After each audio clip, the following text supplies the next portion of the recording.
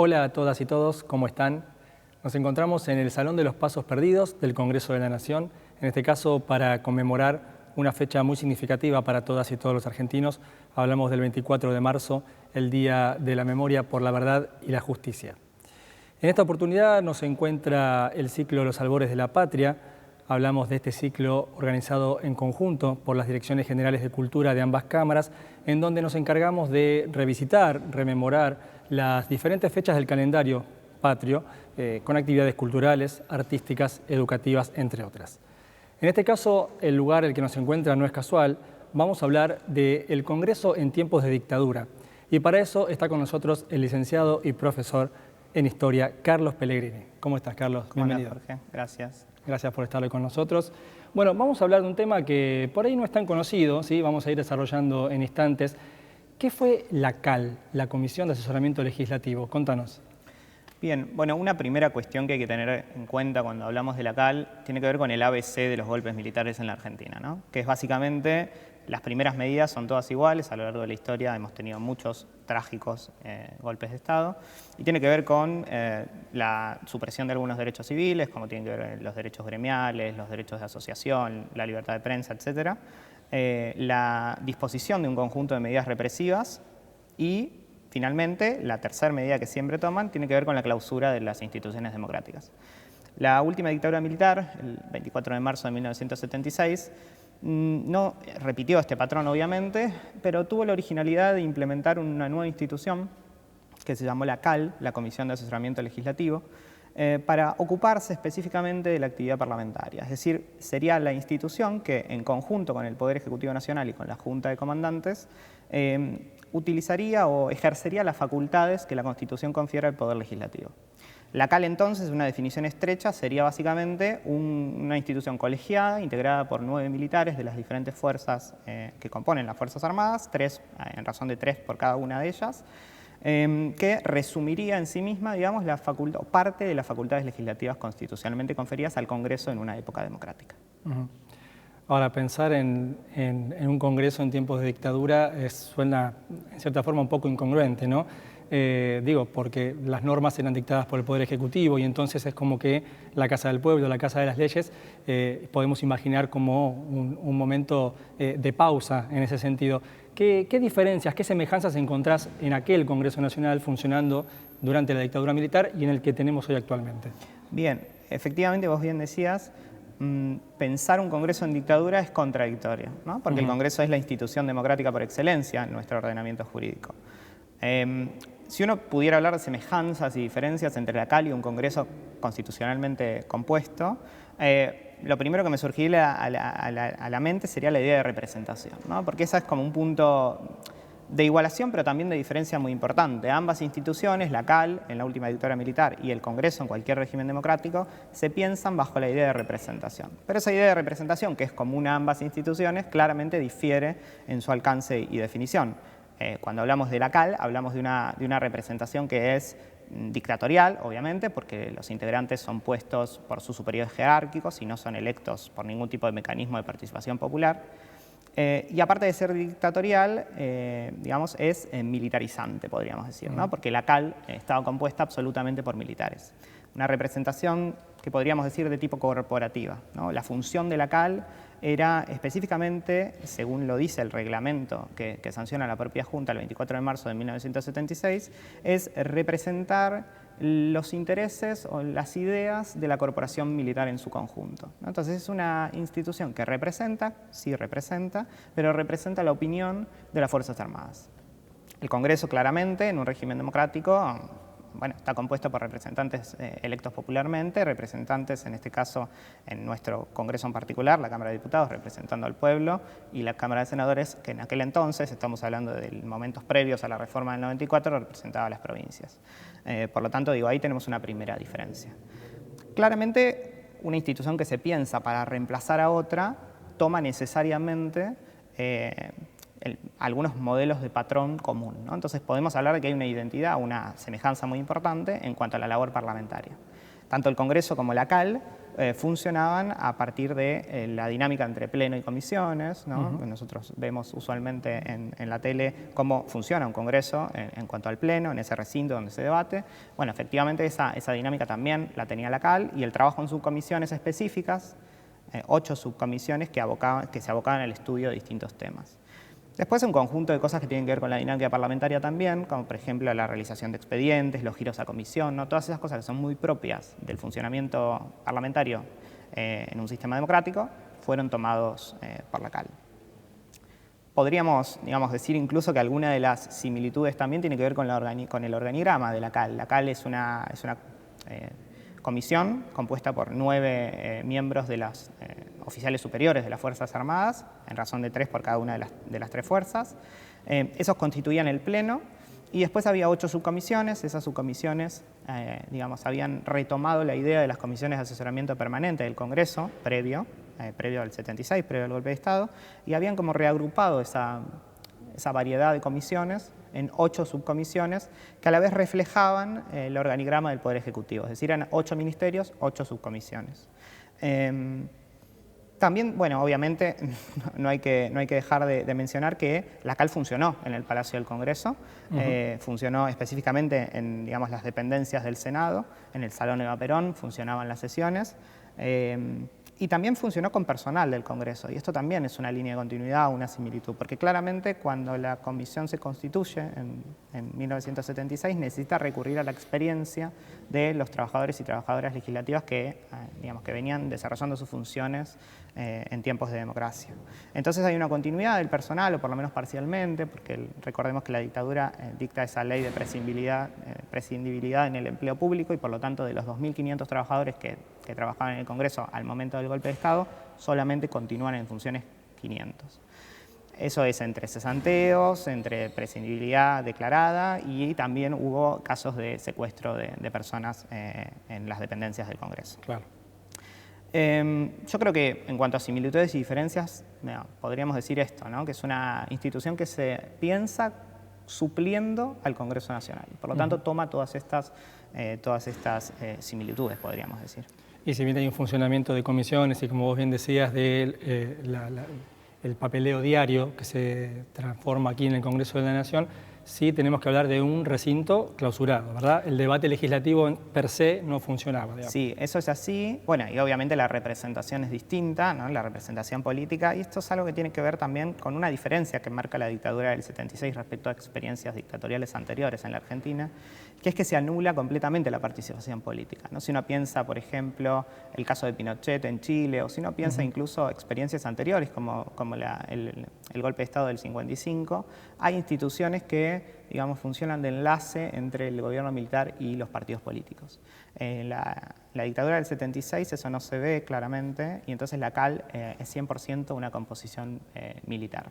El recinto claramente está cerrado. De hecho, trabajadores y trabajadoras de la Cámara, cuando reabren el Palacio Legislativo en 1983, se encuentran con que, por ejemplo, el sistema de audio y video no funcionaba, con que las ratas habían comido mucho cablerío de los recintos, ¿no? Y esto tiene que ver, obviamente, con un gobierno que tiene vocación dictatorial y que evidentemente clausura los espacios de representación y de debate. Ese es el concepto un poco de originalidad, ¿no?, que marcabas antes de la dictadura del 76 respecto de otras dictaduras también de nuestro país. Sí, si uno piensa la tradición de las fuerzas militares en la Argentina, bueno, los golpes cívico-militares, que han sido muchos desgraciadamente en nuestra historia, y uno se pone a pensar que, por ejemplo, el primero de ellos, que es en 1930 y derroca al presidente Hipólito Yrigoyen, inmediatamente cuando se produce el golpe no se clausuran absolutamente todos los poderes públicos, sino que la Corte Suprema, por ejemplo, continúa en vigencia, una Corte Suprema conservadora en ese momento claramente, y una de las primeras acordadas que realiza la Corte es declarar la validez de todos los actos administrativos emitidos por el gobierno de facto. También esa primera dictadura tiene una vocación constitucional. De hecho, eso va a hacer que la dictadura termine cayendo. Bueno, divisiones internas al interior de las Fuerzas Armadas, pero claramente había un sector encabezado por Uriburu en ese momento que quiere una reforma constitucional de raíz, quiere instalar un sistema corporativista.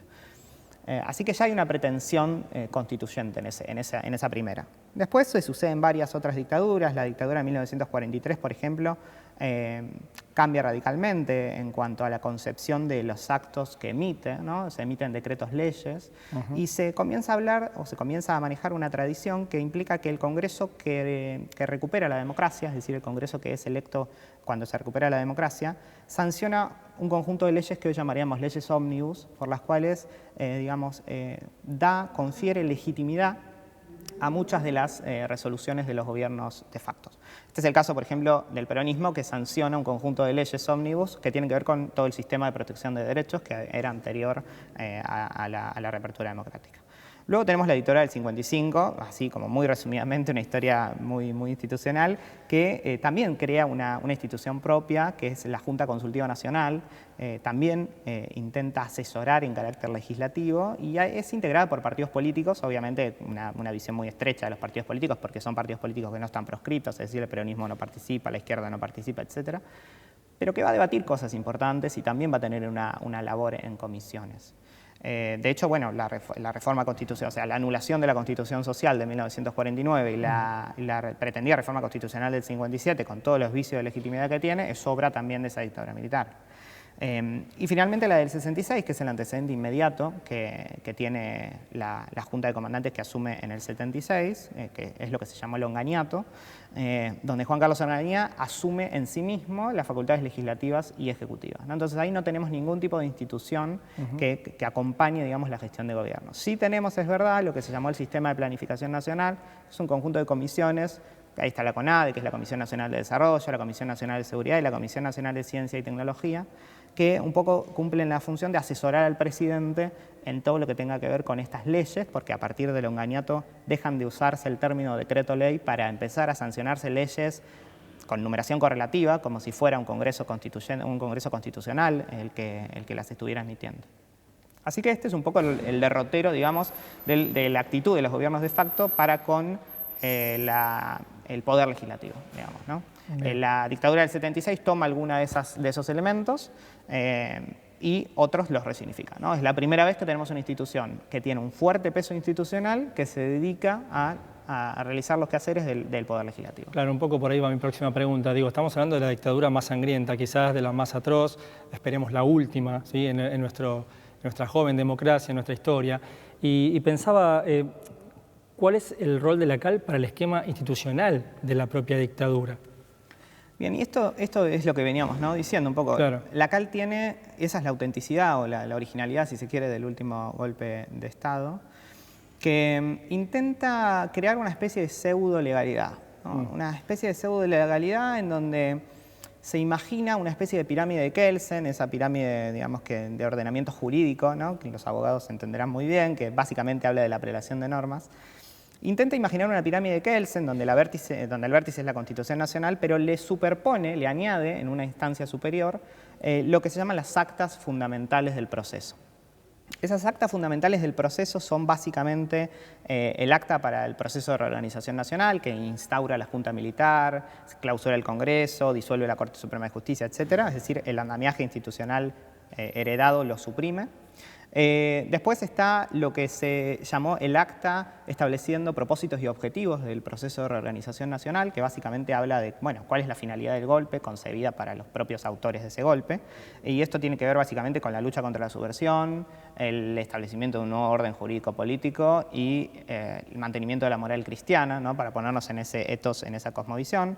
Luego tenemos la ley 21256, que es la ley que nuevamente, ¿no?, es una ley en dictadura, pero que se va a llamar y se va a denominar ley, que es lo que establece, digamos, el sistema organizacional del Poder Ejecutivo y del Poder Legislativo.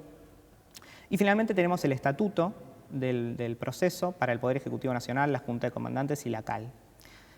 Estos documentos son básicamente la piedra fundamental desde el andamiaje jurídico de la nueva dictadura. Y esto se coloca por encima de la Constitución. Uno tiende a pensar muchas veces que la dictadura militar lo que hizo fue suspender el imperio de la Constitución.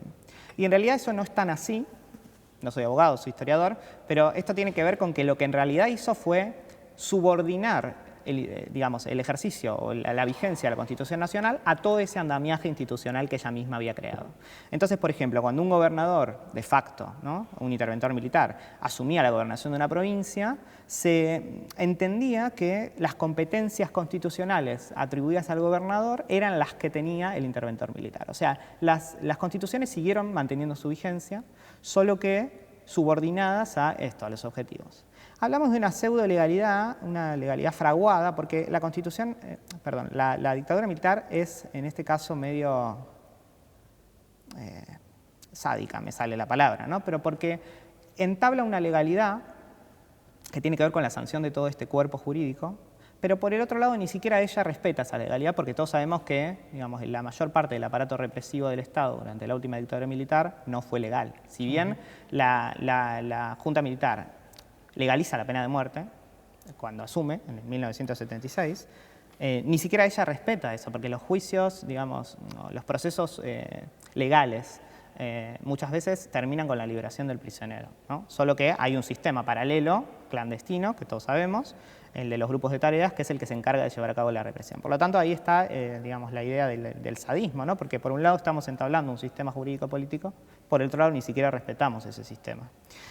Y algo que también da la pauta de la importancia de la CAL en el ordenamiento institucional de la última dictadura tiene que ver con que era una institución completamente militarizada. Y en la sociología militar, en la ciencia política, que se encarga de analizar los procesos militares, los golpes de Estado, da cuenta de que efectivamente cuanto más militarizado está un órgano, más importancia jerárquica tiene dentro de ese golpe de Estado. Y la CAL era 100% integrada por militares, ¿no? Nosotros dijimos tenía 9 oficiales superiores y después cada una de las subcomisiones tenía entre 4 y 6 suboficiales. Por lo tanto, era una institución completamente militarizada. Esto da cuenta de la importancia de la institución. Y finalmente, otro hecho que me parece importante tiene que ver con que lo primero que hacía la CAL cuando le llegaba una iniciativa legislativa, y esto es importante también, la CAL no tenía iniciativa legislativa en realidad, a diferencia del Congreso, estábamos hablando hace un rato de las diferencias y similitudes. Claro.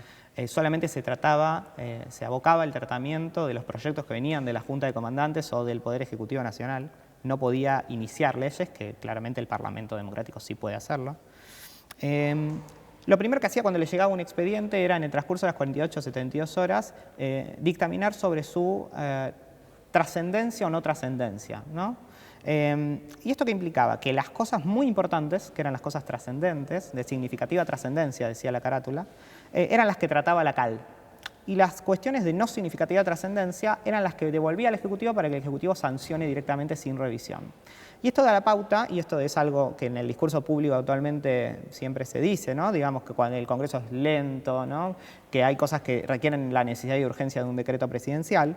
Bueno, fíjense cómo el mecanismo era la inversa, ¿no? O sea, las cosas que realmente eran significativas y trascendentes eran las que evaluaba la CAL. Y esto da cuenta de la importancia de la institución. Bien, Carlos, muy interesante por supuesto, y como para ir finalizando, una pregunta que más bien son dos. Recién hablábamos de una joven democracia, estamos yendo hacia los 40 años de esta nueva democracia, y pensar un poco en la línea de continuidad, lo que dejó la CAL, ¿no? El trabajo legislativo que pudo retomarse en democracia a partir también de la intervención de la Comisión. ¿Qué deudas crees que hay ahí de la democracia respecto del funcionamiento de la CAL? ¿Y por qué hay tanto desconocimiento sobre este tema? ¿Por qué esto no se enseña a nivel, por ejemplo, escolar? Bien, hay yo creo, varios puntos que se pueden abordar desde diferentes análisis o diferentes dimensiones.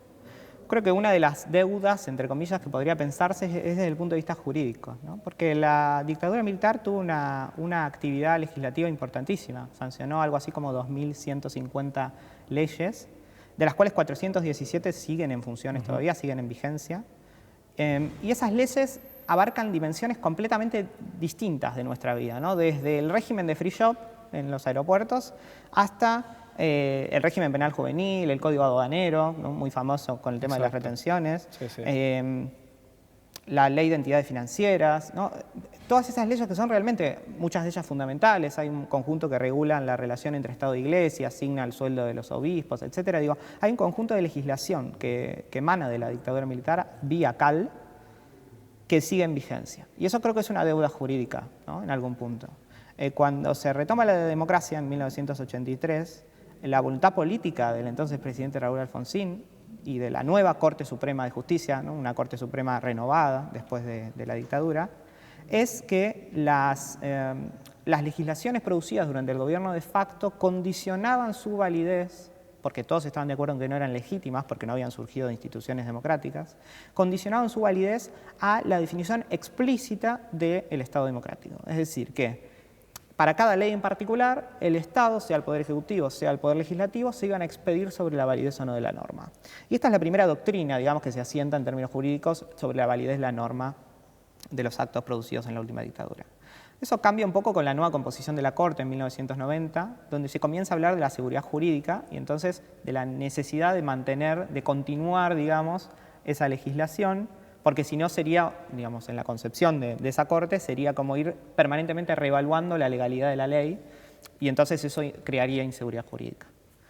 Este debate se subsana claramente con la reforma constitucional del 94, que establece específicamente en el artículo 36, cuando habla de la defensa de la patria, etc., establece la insalvable nulidad de los actos producidos durante un gobierno de facto. Claramente la Constitución no tiene carácter retroactivo, entonces eso es lo que produce que hoy tengamos ese conjunto, un poquito más de 400 normas heredadas de esa dictadura.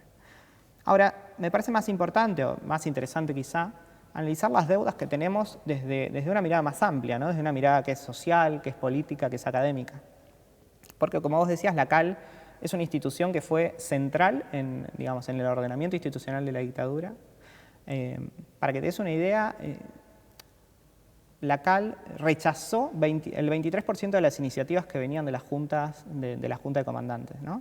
O sea que realmente, y el 87% de las modificaciones propuestas por la CAL se llevaron a la práctica. O sea que estamos hablando de una institución que efectivamente tuvo un rol protagónico. Desgraciadamente, durante mucho tiempo, por lo menos en la academia, no se valoró la actividad de la CAL. Se la consideraba una escribanía, una especie de apéndice de la Junta de Comandantes, que por simple obediencia aprobaba todo. Y la desclasificación de los archivos de la CAL en el 2010, por un decreto presidencial, significó, conocer cuál había sido la dinámica interna de esa institución. Significó, por ejemplo, que haya 37 metros lineales, literalmente, de cajas y expedientes que quedaron como registro de la actividad de la CAL. Y revalorizaron la Comisión de Asesoramiento Legislativo porque ahí entendimos, desde la academia, la importancia de esa institución, ¿no? Porque si uno lee los registros, cada ley, creaba un expediente, ¿no? Entonces se daba cuenta de la iniciativa, del trámite parlamentario. Y muchas veces la CAL invitaba a participar de los debates a funcionarios del Ejecutivo, ministros, secretarios, y también invitaba a gente de la sociedad civil. Entonces, muchas de las leyes que la CAL etiquetó como de significativa trascendencia tenían que ver con leyes económicas, las leyes económicas de la dictadura. Y la CAL invitó muchos miembros del sector empresario, ¿sí? Entonces, cuando uno lee esos debates se da cuenta de que efectivamente había rosca ahí, no había política ahí, ¿no? Claro. Obviamente la política no era una mala palabra en ese momento, pero ahí había política. También la CAL hay que ponerla en valor nuevamente porque uno tiende a pensar la concepción de una junta militar homogénea y sin problemas internos, de un gobierno militar también, y de la completa adhesión de todos a un programa económico como fue el programa económico de Martínez de Hoz, devastador para el país, pero uno tiende a pensar que la Junta Militar efectivamente fue cohesionada en base a ese programa. Y la verdad es que no, y la CAL es un escenario en el cual se puede ver claramente cómo había enfrentamientos, había facciones, ¿no? Había dinámica política.